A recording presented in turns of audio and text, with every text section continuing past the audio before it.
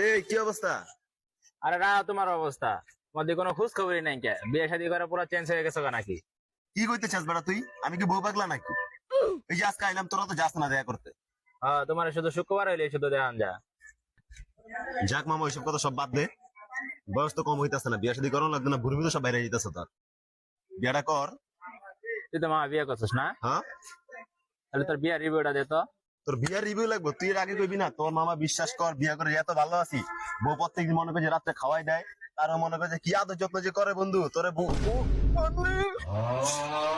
বিশ্বাস কর প্রত্যেকদিন রাত্রে বেটা বউ কেলানি দেয়। একটু লেট করে বাসা যাওয়ান জানা জানোস, একটু যদি তোর যাই তাহলে মনে করে যে স্প্রে মারণ লাগে। বিয়ে করিস না বন্ধু, মইরা যাবি বুঝছস। বউ যেই প্যারা দেয় রে বন্ধু, সংসারে জ্বালান লাগে, এই করণ লাগে এই করণ লাগে না, মানে তোরা বুঝাইতে পারতাম না বন্ধু। বিয়েটা করিস না বন্ধু, ভালো আছিস? কি কমু বন্ধু, বিশ্বাস কর তোর লগে বাড়াইতে না করে দিছে, আড্ডা মাড্ডা দিতে না করে দিছে। এই শুক্রবার দিন নামাজের উসুলে দেবারে জানোস। বিয়ে শাদী করিস না বন্ধু।